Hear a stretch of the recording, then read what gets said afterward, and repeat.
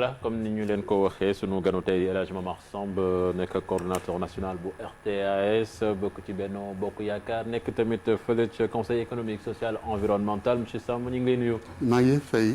voilà monsieur Samb actualité bi ñëpp gis nañu ne li xew démb bi ginnaaw conseil des ministres ba mu jeexee njiitu réew mi jël ndogal dissoudre gouvernement bi yow loolu ban jàngat nga ci am déjà en tant que membre de la mouvance présidentielle. jërëjëf maa ngi leen di nuyu ku nekk ci turam ak santam di leen jaajëfal tamit ci li ngeen ma invité fii ndax homme politique yi jigéen ñi sax bari nañ ci réew mi waaye boo leen ma tànnee dama ci am quand même fierté donc dellu leen ci gërëm. lii am démb ndëkk yàgg naa am du guleet te noonu lay faral di amee. ki xam ne mooy jiitu réew ci régime présidentiel noonu rek la mën a demee moom mooy comme ni ñu ko waxee lu ko yoonale jox ko muy wàllu boppam mu koy jëfe saa yu ko soobee loolu la suñu régime politique régime présidentiel teg ñu ànd ci wekku ci kon loolu bu amee man duma ci gis benn lu safaanoo ak li war a am. dañ ko koy nangul. waaw dañ ko koy nangul moom mooy njiitu réew mais dafa ñëw am ci contexte boo xamee ni dafa métti gis nañ sànq liñ fi wax. immigration clandestine nit ñi ni dëkk bi dafa métti emploi amul tamit yi fi tamit xaw a bette. parce que kenn xaaru ko woon. conseil des ministres jeex rek ñu jël ndogal ñi dafay tas gouvernement bi day mel ni quelque part waa ji am na lu ko doyul ci liggéeyu ministre yi. loolu moom mooy seet ndax yow borom kër gi sa kër nu muy doxee yow yaa ko xam sa mbooti kër aussi yow ko xam te sa mboot mi doo ko génne loolu xel mu gàtt sax mën na la may nga ne kii kañ bu fekkee ne lu ñu boole yoon da ko joxe yooyu sañ-sañ. mu jëfe ko lu ciy wax nee nga ci jamono bi bu ko defee jamono jafe-jafe la jamono réew mi mës na génn ci jafe-jafe wala adduna bi sax lay waxuma réew mi rek dafa mel ni jamono bu dikk rek am na lu taxaw sa kanam yow bu ñu la dénkee nag ne la yaay kilifa gi yaay borom kër gi doxalal yow yaay seet ñi la doy nga ndax ñoom doxal yaay seet li la doy bu fekkee ne dem nga ba gis loo xam ne sa gis-gis yaakaar nga ne xëy na mënatuloo dem noonu naneen nga mën a demee war nga jël sa responsabilité doxal li xam ne moo gën ci askan wi tamit war koo nangu am maandute ñàkk maandute rawul ngay bëgg a nettali géntu jàmbur wala la muy yore kër gi nga bëgg a fexe mu génn ko ci mbedd mi man sama xalaatu bopp foofu la yem. waaye tey est-ce que gënutoon tey jii gis nañ li xew ci biir géej gi ay xale seen bakken des na ci am na ñu ñu gis am na ñoo xam ne gisaguñ leen démb dégg nañu ay waajuru jigéen yëkkati kàddu yoo xamante ni si ci rajo Futurs Médias boo ko déggee si àddunay tukki ndax gënutoon ñu leeral coowu mbëkk bi taxaw ci jël ñëpp tënku ñu jéem a xool ndaw ñi ñan ñoo des ci géej gi ñan ñoo dem maanaam dalal xelu askan wi mais dafa mel ne comme si dafa am benn jeexi jaaxa boo xam ne dañ ko bëgg a def ci xelu askan wi coow mbëkk maa ngi nii ñu daal di indi coowal dissolution gouvernement daal di teg. mais loolu waroo di coow yow xam nga li fi nekk ci xelu président xam nga lan moo lëkkale li xew ak li mu def xamoo ci dara man xamoo ci dara moom moo ko mën a xam. waaye li ñu xam mooy jafe-jafe moom am na ci dundu askan wi. waaw dama ne jafe-jafe ci waxuma la àdduna benn réew bu amul jafe-jafe lii ñu war a def mooy maandute ak wekk kilifa gii nga dénk sa bopp ngir mu doxal nga natt ko nag seet ko ci li muy def sa diggante moom sa diggante ma yow diggante ma askan wi. boo ko nattee yow ci sa wàll boobu ba tey ndax li mu def boobu ba léegi doy na la ndax gis nga ne. xam nga loolu mu ngi ñëw dara matewul ci àdduna soxna si te foofu la ñu bari di juume ci nu ñuy nattee ak xaymaa lu am ak lu amul seet ko si sa diggante sa njaboot rek adduna dara matewul nit ci boppam matewul nit ci boppam matewul kon bu fekkee ne waxtaan yi mooy ñu waxtaanee lañ fa defoon depuis 2012 ba léegi bu fekkoon loolu xëy na ma préparé ko neneen waaye mën naa li may laaj mooy ndax man am naa ci sama xel dal na ci bu baax parce que man ànd bi ma ànd ak ñii fi ne Macky Sall Benno Bokk Yaakaar ci yaakaar lañ ko lal ci yaakaar lañ ko nas ci yaakaar lañ ko fas ci yaakaar lañ koy doxe boobu ba léegi. yaakaar googu tasul ci askan wi. askan wi kan moo leen di waxal. yow yaa leen di waxal yëfu ndaw.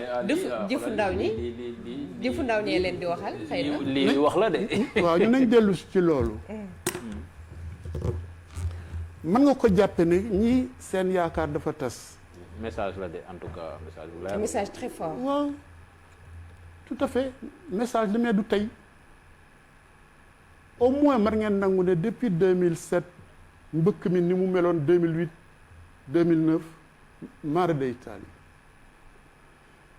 amoon nañu dal diir bii passé jógaat na jamono ji te ñi ngeen wax loo sànq am na ko ci wax ca Ndar ne après Covid bi moom affaire Covid bi dafa gën a dangal dafa gën a mittil mbir mi ndax li daan am amatul xëy yu bari xëy na naxasaay na ak leneen loolu yëpp mën na jur ci nit ki njàqare mën na jur ci nit ki li ngeen di wax mooy yaakaar gu tas waaye booy analyser politiquement doo analyser rek benn phénomène isolé ko yeneen yëpp ñaata ñooy dem est-ce que natt ngeen ko boo xaymaa fii ñaata c'est des centaines de jeunes ñoo dem du dëgg. ak ñaata ñoom ñoo des ci biir géej gi même bu dee benn. diis na loolu di mën nañ ci ñëw. dañuy waxtaan rek dañ koy natt par rapport ak jeunes yi toog da nga koy natt par rapport ak li am da nga koy natt par rapport ak émigration Sénégal ñaata lu ñu ci bitim réew. mais jeunes yi toog tamit am. natt bi da nga ko bëgg a jëmale ci jàppee ko lu amul. lu minimum wala lan. boo ma laajee ci loolu mën naa la tontu. loolu mooy sama laaj. sa laaj soxna si tontu na ci mooy bakkan bu rot ëpp naa doyadil benn bakkan rek mais bu fekkee dañuy waxtaan mooy génn xel ci li nga gis ku nekk génni bosom ñu seet lan fan la ñu mën a taxaw ci mbir mi man dama jàpp ne émigration bi c'est un fléau wax naa ko fii wax naa ko Maroc ba ñu demee 2018 fële ci Kronstadt kii mu nga fa woon mu tudd Ousmane Ngom ministre phénomène la boo xam ne c'est un fléau pourquoi parce que bakkan daf ciy rot mais bakkan bu rot rek sax doyul mais dégg ngeen li xewoon Libye nu ñu daan def xale yi di leen jaay. dakkagul te ba léegi ñu ngi ci. waaw mais loolu lan moo war a nekk taxawaayu état ñu génn teg lan mooy responsabilité état ñu génn teg lan mooy responsabilité communauté bi lan mooy responsabilité njaboot gi parce que métit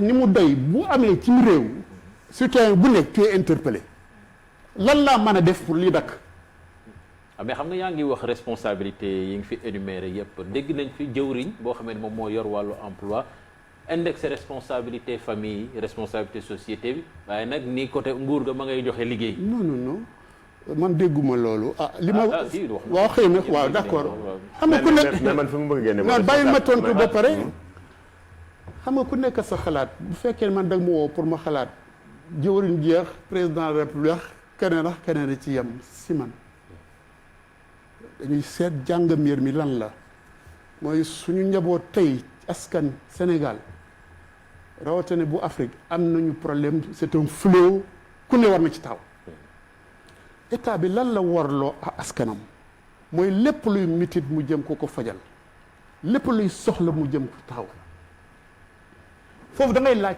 état bi fi ne ba mu fi nee ba léegi ndax jublu na ci loolu wala déet maa ngi lay wax sànq ne mbir mi amoon na dal ba jolliwaat na. mais dal bi dañoo c'est que bi ci géej gi la ñuy jaar waaye ñu ngi doon dem ci désert bi de. ñu ngi doon dugg ci désert bi dem Libye. waaw xam nga dañuy nangu leen na ñu ngi doon dem ci désert bi peut-être ba léegi ñu ngi dem ci désert bi sax mais dama ne lu ñu boo amee jàngat seetlu li xewoon parce que mbir yi dafay am jamono dafay doon loo xam ne lu fës lay doon def lu yéeme ñu natt ko ci ay at mu am jamono moo xam ne mu dal mais boo leen amee seetlu daaw ak ren la ful ren la jóg kon.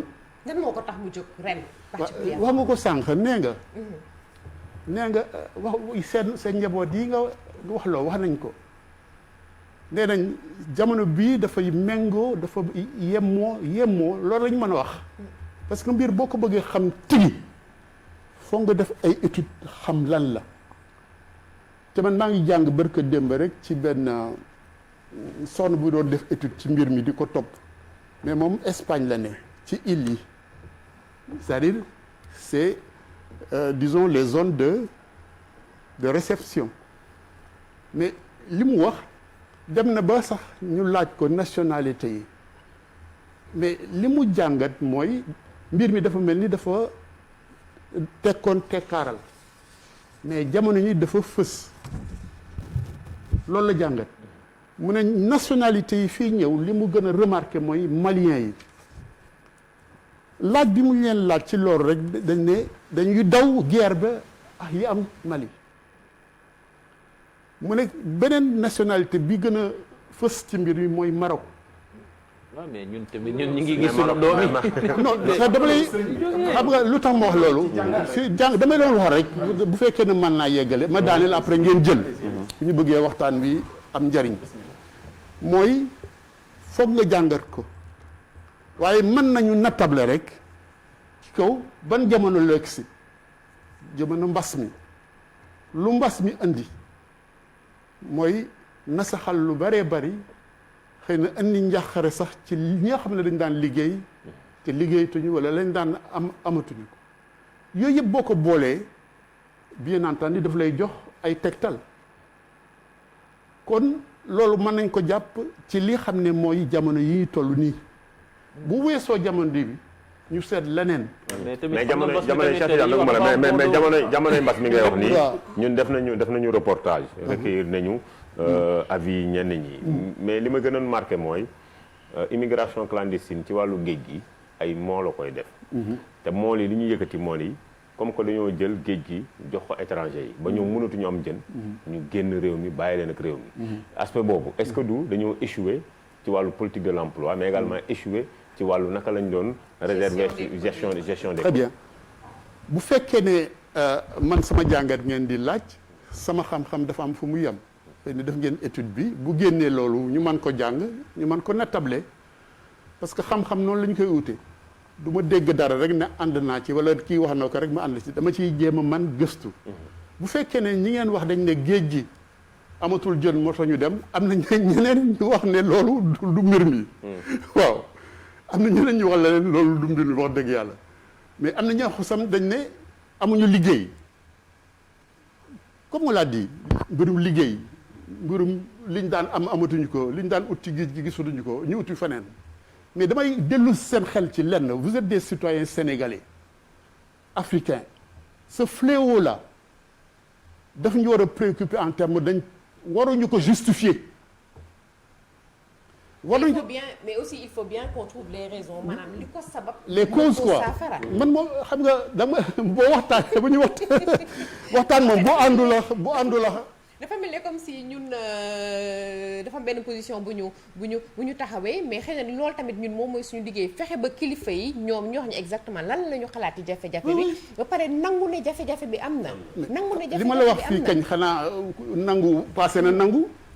li ma la wax fi loo xam ne mu ngi ne jaxaraan ñëpp di ko gis mais dama ne la fléau la fléau kon jeexal na wax ji mais nag lan moo ko waral ñu ne ñàkkam xëy mi mu ngi ci jamono mbas mi gën na ko taral ci li ñu gis tey de waxuma jàngatu démb am na yeneenu cause yoo am ne am na parce que am na ñuy dem ñoo xamee ne ñàkkuñu liggéey man day sama wàllu bopp kenn ku yéen ku xool njabootam li nga xam ne bari na émigré man ñàkk naa ci sama frère sama ñaar ñu ngi ca biti loolu tegtal la te yéen ku ci waxal dëgg di nga xam ne xale yi waxuma sax ñuy jaar ci géej gi dem rek la ñu bëgg sa doom bu amee bac lu muy jëkk saytu mooy nu muy génnee. lu waral loolu c'est-à-dire que dafa mel ni yéen déglu leen li may wax dafa am foo leen taxaw rek te loolu du waxtaan. non taxawuñ fenn déedéet déglu c'est que lu waral suñu doom yi. ñëpp dem la ñu dem on a pratiquement fait le tour. non mais attends. lan la dafa ñoo bëggu réew mi wala. ñu tax ñun ñëpp ñu bëgg a dem. bëgg a tekki bëgg am lu gën li ñu am bëgg tamit gis leneen wala laal leneen loo xam ne war nañ leen ko wala gént nañ ko yéen jàng ngeen xam ngeen loolu. mais xam nga l'appel de l'ailleurs mu ngi ci. manque d'emploi mu ngi ci certainement. manque de ressources mu ngi ci. bëgg a am leneen bëgg a topp sax am lu ëpp li nga am mu ngi ci bëgg a toppatoo sa njaboot neneen. mais professeur xam nga yaa ngi wax am na sax ñoo xam ne dañuy am liggéey di dem mais imagine nga nekk ci réew di fayeeku salaire boo xamee ni suñ la fayee sa salaire soo fayee facture courant rek moitié ba dem na. waaw kooku. day dem day xaru parce que mais am na ñoo xam ne suñ ko mënatul jaral na leen ko. waaw mu nga xam nga nag xam nga. c'est parce que mënatuñu évoluer ci environnement bi ñu nekk mënatuñu ko supporter. c'est-à-dire que xam nga lan moo bon unilatéral c'est-à-dire nga ne lii rek la.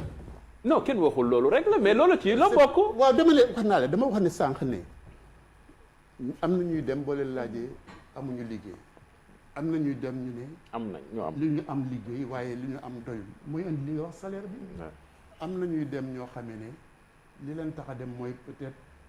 am na lu ñu yaakaaroon seen réew gisuñu ko mu nekk déception yaakaar bu ak pression sociale bi ñuy. waxoo ko dëgg est-ce que xam nga ne am na ñoo xam ne seen njaboot ñoo leen di yabal. waaw loolu kay wax nañ ko. du pression sociale rek c'est une tyrannie. balaa may ñëw si balaa doyen. am na ñoo xam ne seen njaboot ñooy jaay seen alal. mais professeur. donc xam nga bu leen réduire.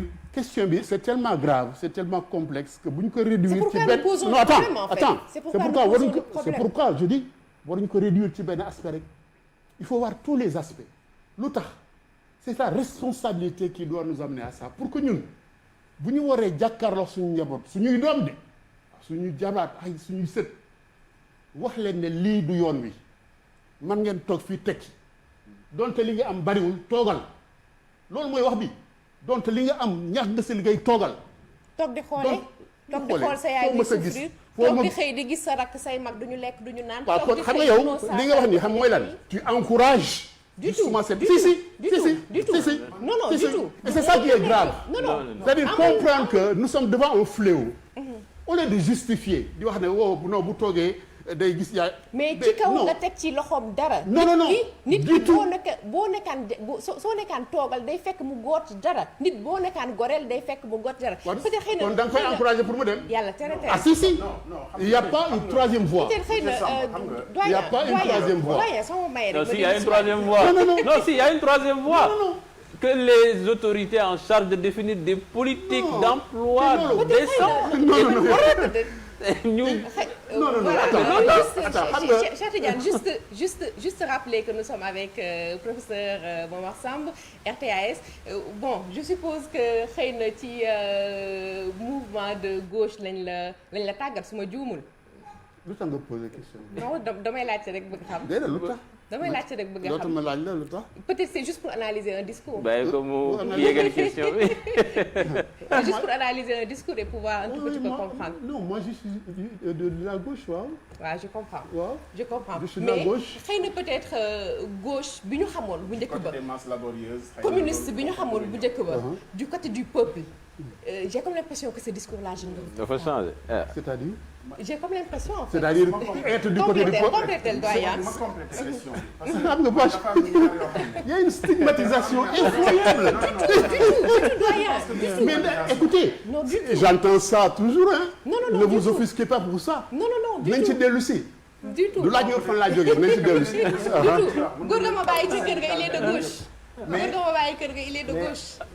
Asu demal kii après ñu ñëwaat boo ñaar. xam nga yaa ngi wax léegi nii bu ñu stigmatiser wala li la choqué ñun man personnellement li ma choqué mooy approche bi nga am ci problème bi sa kaddu bu njëkk da nga xaw a jëmale ci rapporter li xew à des proportions à une portion congrue de la population des jeunes parce que sa kaddu bu njëkk da nga ko jëmale ci ñaata lañu par rapport ak population pour un responsable man loolu ça me dérange et ça me choque deuxièmement approche bi nga jël nga convoqué scientifique bu def étude nga ne mu ngi prouver ni ay Maliens lay si yow yaa ko wax y a des yow yaa ko Maliens. wax est-ce que mën nga ma. non yow waa xaaral ma terminer gis nga C'est-à-dire loolu pour bañ a am malentendu. approche bu dangereuse la ci ñi yor responsabilité parce que gis nga lii réalité ci crise yu mel nii migrants yi fu ñu dem problème mu régularisation papier ak yooyu mooy tax dañuy choisir nationalité pays boo xam ne dafa nekk en guerre Syrie période bi Syrie di xew migrants yi der bu ñuul sax bu ñu demee Europe foo bokk ñu ne Syrie donc loolu déjà approche bu biaisée la maintenant li nga fi def yëpp constat la que c'est un fléau c'est un constat c'est pas ce qu'on attend des dirigeants qui ont la responsabilité de proposer des solutions yi la ñu wax lan la ak lu tax mënuñu woon a anticiper d'autant que xam nañu ko aussi après chaque crise day am appel d'air et immigration loolu c'est une réalité qui on n'a pas besoin de faire des études yu yàgg pour xam ko rawatina crise économique mënoon nañoo prévoir ni lii xëy na dana xew xamuñu ci bonne proportion mais qu'est-ce qu'on a fait pour l'empêcher est-ce que mën nga ma may. bien sûr loolu d'abord dama bëgg ñu xam nga bu ñuy waxtaan bu ma nee la may ma xam nga waxtaan ci malentendu amul benn intérêt. amul benn intérêt yow da ngay supposer rek ne lii laa wax da ngay njort portion congrue. xam nga mais bon je vous laisse finir allez-y. portion congrue xam nga booy natt mbir dayoom foog nga convoqué ci la mu bokk lan la dayo ba fa mu toll c'est important ñaar malgré tout wax nañ sànq ba ci relevé ne ma ne ko bu dee benn bakken rek musiba la ñett ma ne li ñu jànkoonteel c'est un fléau contre lequel il faut se battre et pas seulement l'État mais tous les citoyens kii indi État ñàkk liggéey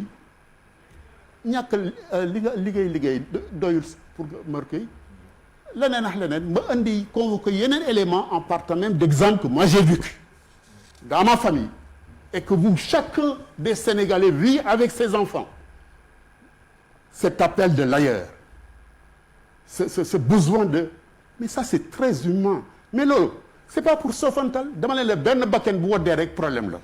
nga ne non ma yeggali non vous pouvez passer laisser passer des choses yoo xam ne nga ne nationalité yi. man ce que je waaw dama doon convoquer rek. benn waaw may ko mu daaneel après dañuy dem à la président dellu si waat. soog a xaar bu ñaan. man dama doon convoquer rek benn